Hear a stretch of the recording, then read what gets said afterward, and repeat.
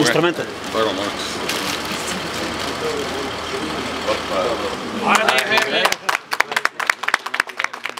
Офисът наистина е уютен, приятен, стилен, което е част от образа на АБВ. Може би прави впечатление и това, че е прозрачен във всяко отношение. Още един от символите на нашата алтернатива. Прозрачност и само прозрачност. Идеята ни е действително да се подреди къщичката на много неща в България, които са тръгнали на криво. Можем да го направим с силни, убедителни, доказали се хора. Това става още по-добре. България има нужда от трети път на развитие.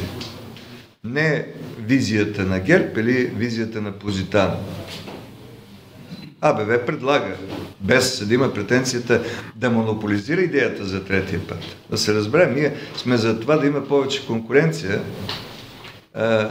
и опитите да се сведат нещата до противопоставяне между двата полюса, за мен са и неработещи, и вредни, и неверни.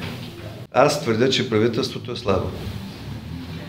Правителството е неефективно, правителството има нездрав парламентарен политически тил в лицето на мнозинството, което му вързва ръцете, което го блокира за реални реформаторски действия, за ефективна политика, в крайна сметка за това, за което са избрани.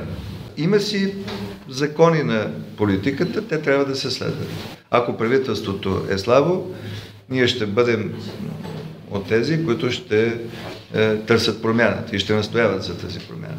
Но тази промяна да става в резултат на задкулисни договорки, не бих се съгласил.